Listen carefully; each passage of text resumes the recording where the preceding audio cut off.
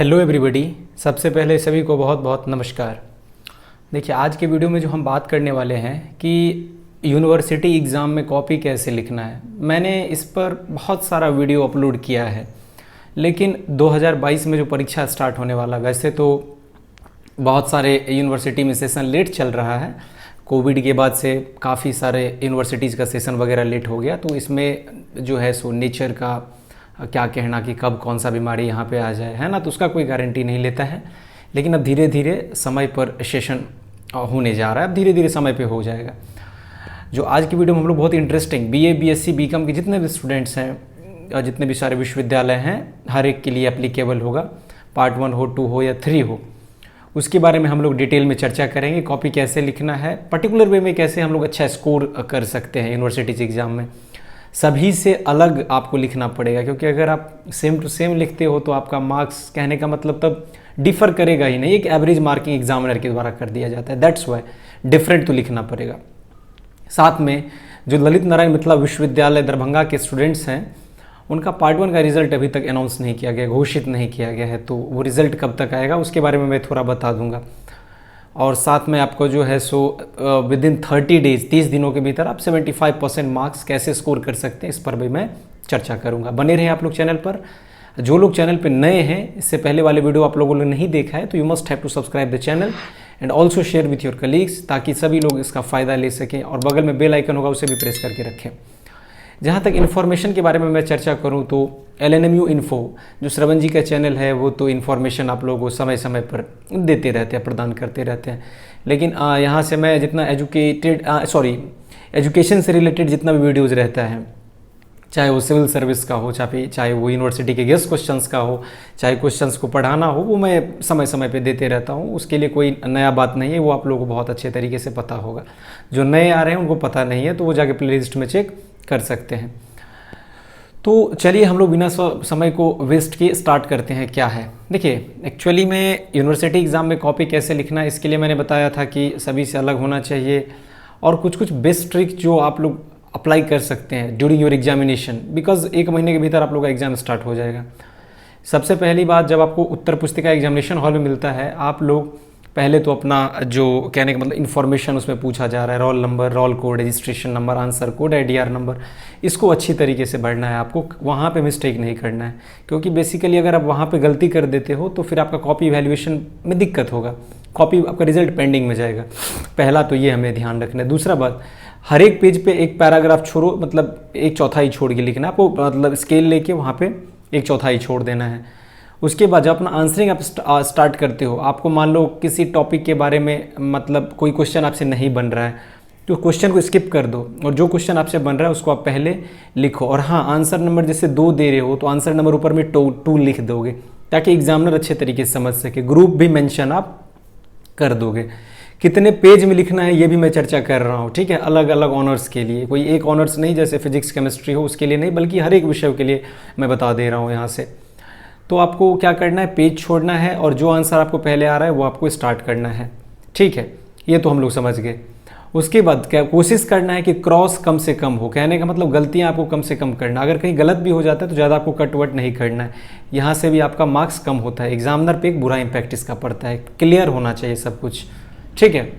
और कॉपी में कोशिश करें ज़्यादा से ज़्यादा फिल करने का। जितना ज़्यादा पेजेस आप भरोगे, कहा जाता है कि मार्क्स उतने ज़्यादा विश्वविद्यालय में मिलते हैं, तो पेजेस भी कोशिश करो आप ज़्यादा से ज़्यादा भरने का, जितना पॉसिबल हो। अब जिसमें क्वेश्चन का आंसर ही खत्म हो जाएगा, कहने मतलब क्वेश्चन ही कम है और उसके कहने का मतलब 15 से 20 पेज में आ जा रहे हैं, तो ज़बरदस्ती तो मान लो 32 पेजेस हमें मिलते हैं, तो उसको तो हम नहीं भर सकते। लेकिन अंततः आपको प्रयास करते रहना है कि ज़्यादा से ज़्यादा पेज भरें, ठीक है। पैराग्राफ छोड़ो, कम कट वगैरह करो और गेस पेपर्स का लैंग्वेज थोड़ा कम लिखना है। लेकिन हाँ, अगर आपके पास कम समय है तो ऑब्वियस सी बात है कि बुक को आप रेफ़र नहीं करेंगे, क्योंकि किताब को पढ़ने में थोड़ा समय लगता है डिटेल्ड वे में जानने के लिए। लेकिन गेस पेपर में क्वेश्चंस लिमिटेड में रहता है, जो आपको एग्जामिनेशन के लिए इंपॉर्टेंट है। जैसे मान लो रेखा गेस पब्लिकेशन में बहुत अच्छे तरीके से आंसर वगैरह उसमें मेंशन किया गया है, बहुत अच्छे तरीके से कोट किया गया है, तो गेस पेपर के बारे में आप लोगों को पता होगा। तो उससे अगर आप तैयार करते हो तो कहीं ना कहीं आपको 70% 75% मिल जाएगा। लेकिन अगर आपको एक प्रॉपर नॉलेज चाहिए, डीप नॉलेज के लिए आपको बुक स्टडी करना पड़ता है। तो कम समय के लिए, जैसे आप लोगों के पास 1 महीने के समय है, तो फिर आप रेखा पब्लिकेशन का गेस्ट पेपर ले लो। नहीं तो फिर बुक स्टडी कर रहे हो तो उसका आप नोट्स बनाओ अच्छे तरीके से, उसको आप समय समय पर रिविज़न करते रहो। ठीक है, यहाँ तक तो समझ आ रहा है। उसके बाद है जो आपका पेज, ज़्यादातर स्टूडेंट्स का ये कन्फ्यूज़न रहता है कि पेजेस कैसे भरना है, पेजेस को लेके। तो देखो, फिजिक्स वाले स्टूडेंट्स या केमिस्ट्री या मैथमेटिक्स वाले जो साइंस बैकग्राउंड से आते हैं उनका पेजेस वगैरह भर जाता है, क्योंकि देखो फिजिक्स में कैलकुलेशन होता है, थ्योरी भी होता है, डायग्राम भी बड़ा बड़ा बनाएगा स्टूडेंट्स। उसके बाद आपका मैथमेटिकल क्वेश्चंस रहता है, तो उसका डेरिवेशन करके लंबा लगभग 30-31 पेज के बराबर भर जाता है। जैसा यूनिवर्सिटी में हम लोग को इतना पेज मिलता है, 30-31-32 के आसपास। तो बाकी जैसे मान लो मैथमेटिक्स वाले का भी बढ़ जाता है अच्छे तरीके से। दिक्कत होता है इंग्लिश या फिर history, geography, political science, sociology, economics या और भी जितने सारे आर्ट्स के सब्जेक्ट हैं उन लोगों को कि कितना पेज भरे। देखो, इंग्लिश ऑनर्स के जितने भी छात्र हैं, सबसे पहली बात है आपका सेंटेंस, वर्ड्स वगैरह जैसे आप इंग्लिश में लिख रहे हो वो आप शुद्ध लिखोगे। हैंड राइटिंग आपका नीट एंड क्लियर रहना चाहिए। स्पेस लेके लिखो आप, यानी मतलब 2 शब्दों के बीच में आपका स्पेस और गैप होना चाहिए। ज़्यादा आपको क्लोज करके नहीं लिखना है, क्योंकि वहाँ से एग्जामिनर फ्रस्ट्रेट होगा, आपका मार्क्स कट जाएगा। और भाषा चेंज करके आप अपने लैंग्वेज में लिखने का प्रयास करोगे। जितना ज़्यादा अपना लैंग्वेज में आप लिखोगे उतना बेस्ट आपका मार्क्स आएगा। क्योंकि इंग्लिश ऑनर्स कहने का मतलब है, हिस्ट्री ऑनर्स ये सब आर्ट्स का सब्जेक्ट है, तो 70% पे जाके बच्चा यूनिवर्सिटी टॉप कर जाता है। बेसिकली हमने देखा है इससे पहले। लेकिन फिर भी आपको अपने तरफ से बेस्ट एफर्ट देना है, अलग अलग जगहों से कंपाइल करके नोट्स बनाना है। या फिर अगर आप गेस्ट पेपर भी पढ़ रहे हो तो जहाँ समझ नहीं आता है वहाँ पे आप गूगल या यूट्यूब का हेल्प ले सकते हैं। It is the best choice and best कहने का मतलब trick to get rid of from your problems that you are facing while you study for the examination। तो ये सब बेसिक बात है। तो इंग्लिश ऑनर्स वाले छात्र, अगर आपको 32 पेज मिल रहा है दोनों साइड मिला के, तो देखो आप लगभग 15 से 20 तक के बीच में आपको एडजस्ट करना है कम से कम। उससे ज़्यादा तो नहीं जाएगा, लेकिन 20 तक कम से कम आपको लेना है। वहीं हिस्ट्री ऑनर्स वाले जो स्टूडेंट्स हैं उनको थोड़ा एक्सपेंड करके लिखना है और 25 पेजेस तक वो ले जाएंगे। सेम टू सेम सोशियोलॉजी वाले 15 से 20 के अंदर में आएंगे। फिर पॉलिटिकल साइंस भी आपको 25 तक लेके जाना है किसी भी हालत में। साइंस स्ट्रीम वालों का अगर 30 जा रहा है तो आपको उससे 5 कम करके एडजस्ट करना है।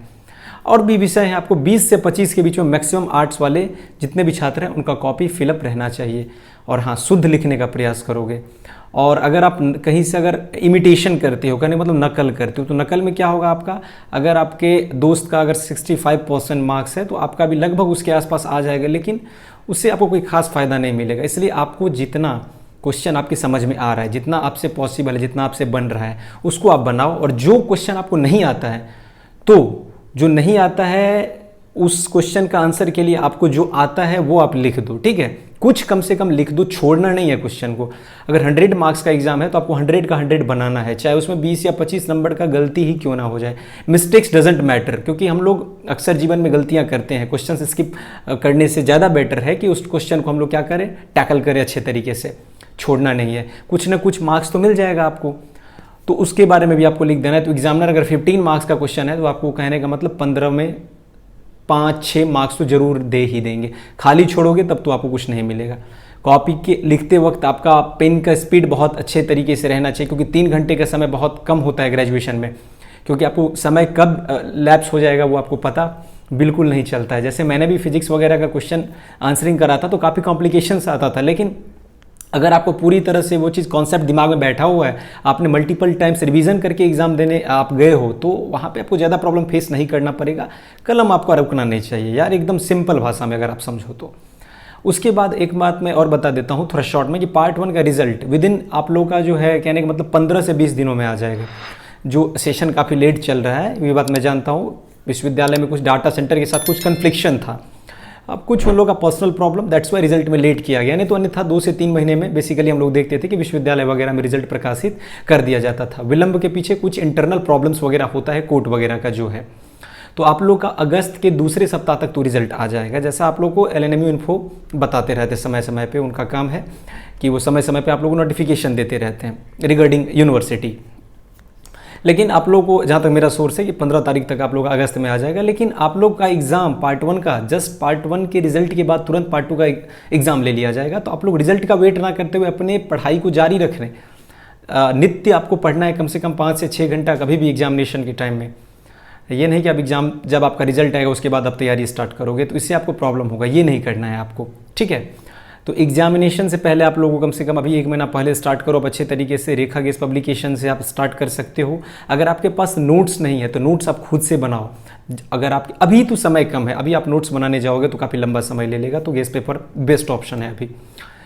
तो रिजल्ट के भरोसे आप लोगों को नहीं रुकना है, और साथ में अगर आप इन सारे ट्रिकों को अपनाते हो तो विद इन 20-25 डेज आपका तैयार हो जाएगा पेपर, और 75% आप इस तरह से स्कोर कर सकते हो। इट्स नॉट अ कॉम्प्लिकेटेड, लेकिन आपको एक प्रॉपर वे में डेली करना है काम, डेली आपको रिवीजन करते रहना है। और आपको पेपर, जब आप क्वेश्चन एग्जामिनेशन हॉल में क्वेश्चन मिलता है और आपको लगता है कि कोई क्वेश्चन आपको नहीं आ रहा है, तो उसको देख के धैर्य नहीं खोना है ज़्यादा, जो है सो कहने का मतलब वहाँ पे दिमाग को शांत रखना बहुत ज़्यादा ज़रूरी है, क्योंकि अब आपका साल भर का मेहनत है, या फिर आप 2 महीने का ही मेहनत करके जाते हो, तो ऐसा तो नहीं है पेपर खाली छोड़ के आओगे, ऐसा नहीं करना है, बहुत अच्छे तरीके से लिखना है। और मैं आशा करता हूं कि आप लोग काफ़ी इंटेलिजेंट स्टूडेंट्स हैं, आप लोग अच्छा मेहनत करेंगे तो अच्छा लिख सकते हैं। जब विश्वविद्यालय में आप लोग देखते हैं कि बहुत अच्छे अच्छे छात्र जो होते हैं उनका भी रिजल्ट कहीं से एवरेज कर दिया जाता है, वहाँ पे गड़बड़ी कर दिया जाता है, तो जो स्टूडेंट्स नहीं पढ़ेंगे फिर उनका क्या होगा। इसलिए आप लोग डेली पढ़ते रहें, अच्छे तरीके से पढ़ें, रिजल्ट बेहतर आपको देखने को मिलेगा। बाकी विश्वविद्यालय का कोई भरोसा नहीं है, क्योंकि आपको पता है जब एक बार रिजल्ट में किसी प्रकार का गड़बड़ी हो जाता है, फिर बाद में उसको सुधार करना ये बहुत ही एक कहने का मतलब एक चैलेंज सा बन जाता है कि कैसे हम स्क्रूटनी के प्रोसेस में जाएंगे और कैसे हम जो है सो ये RTA वगैरह करेंगे, क्योंकि हर एक छात्र के लिए ये संभव बिल्कुल नहीं है। मैंने सोचा कि इस वीडियो में मैं क्यों ना इन चीज़ों को डिटेल में बता दूँ। मैंने बताया है इससे पहले भी कॉपी लिखने के बारे में, लेकिन एक नए जो स्टूडेंट्स होंगे जिनको नहीं मालूम होगा, जो 2022 में परीक्षा देने वाले होंगे, चाहे वो किसी भी ईयर के छात्र हो, MSc हो, पार्ट 1 हो, पार्ट 2 हो या पार्ट 3, BA BSc BCom के, सभी को मालूम पड़ सके क्लियर कट। और अगर आपको मैं ये भी बता दूं कि एग्जामिनेशन में अगर आप जेल पेन भी यूज़ करते हो तो मतलब ये ग्रीन और ये रेड को छोड़ करके आप कोई भी जेल पेन भी यूज़ कर सकते हो, क्योंकि जेल पेन का लिखावट बहुत अच्छा होता है। लेकिन हाँ, स्पेस मेंटेन रहना चाहिए, कट वगैरह कम रहना चाहिए, पैराग्राफ आपको छोड़ना है और पेजेस मैक्सिमम फिल करने का प्रयास करना है जितना संभव हो। ये हमारा बेस्ट ट्रिक है सबसे पहली बात।